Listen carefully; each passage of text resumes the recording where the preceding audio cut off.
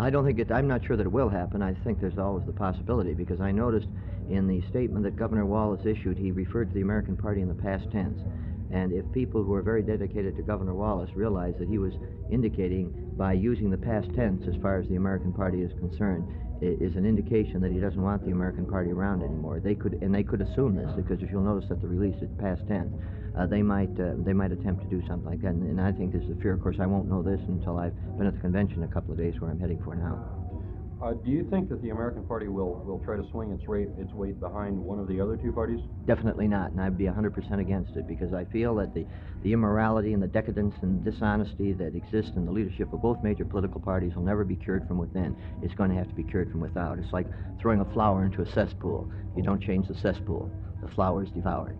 And I think that's exactly the same thing as far as the other two major political parties are concerned. You can't bring a breath of spring into either one of the political parties. It'll be smothered by the cesspool concept of the decadent and immoral political leadership.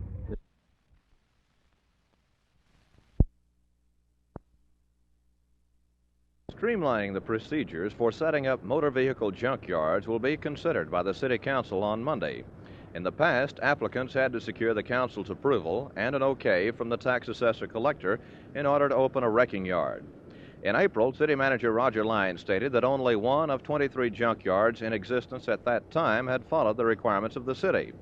The proposal coming before the council tomorrow will place the responsibility of application review under the Building Inspection Division. Other items to be considered are a $440,000 paving project in the Echo area neighborhood, and a request for a one-week delay for further study into a proposed bail bond ordinance. Bob Schaus for Channel 8 News at Fort Worth City Hall.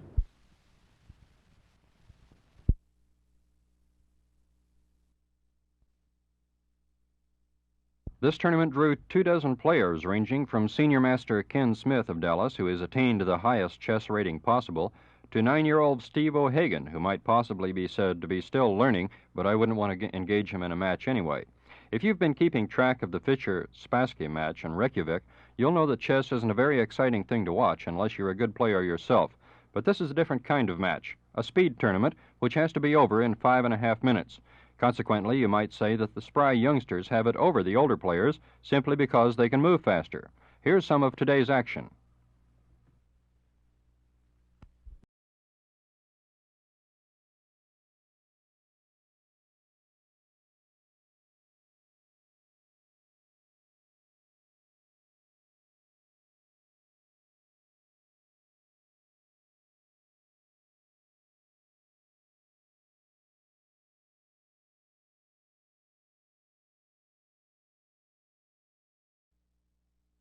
Several persons were trapped inside their flaming second-floor apartments before they were rescued by firemen. But 6 of the residents, along with 1 fireman, were injured. 3 of them, members of the R.J. Bryant family, remain hospitalized in fair condition.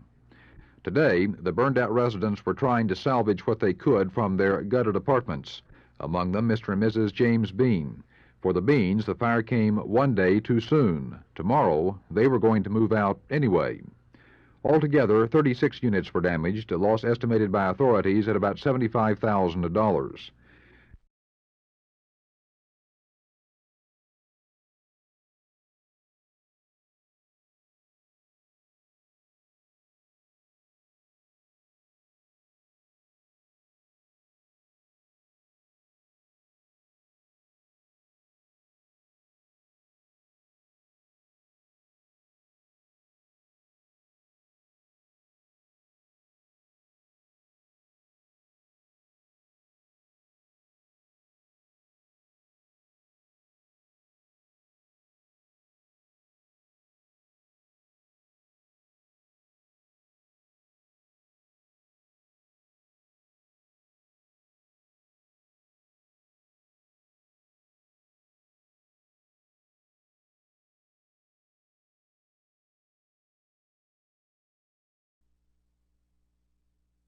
I'm very lucky. I'm happy to just get my family out, much less what I did. And I did save at least that 1 bedroom of stuff, and that's all. Everything else was gone.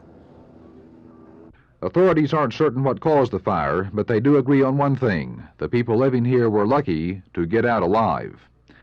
Jack Hill, Channel 8 News on the Move.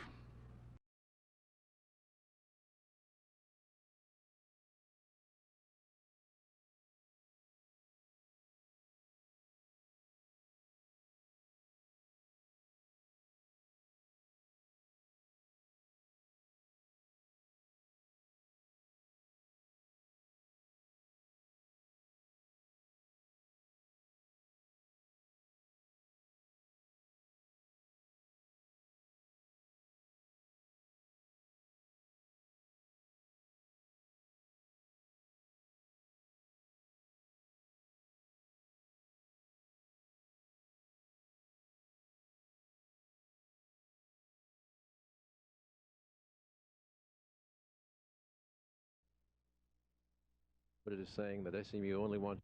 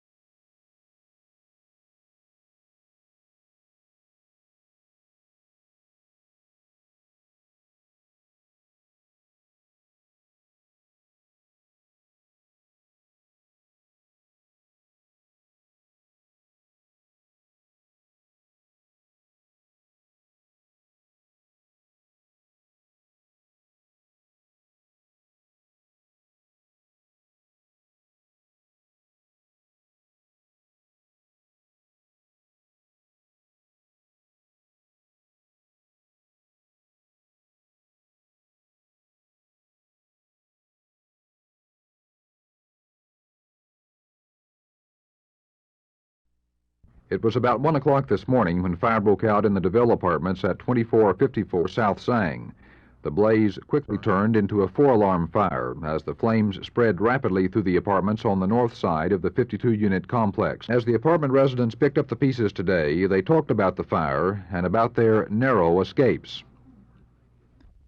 When I walked in the living room, the whole place was on fire, no way out, so got my daughter and my wife, took them in the back bedroom, shut the door, and we went out through the window. Well, I made them get on the floor, and I saw a fire truck coming up, so I hollered at them, they brought a ladder, and we went down the ladder.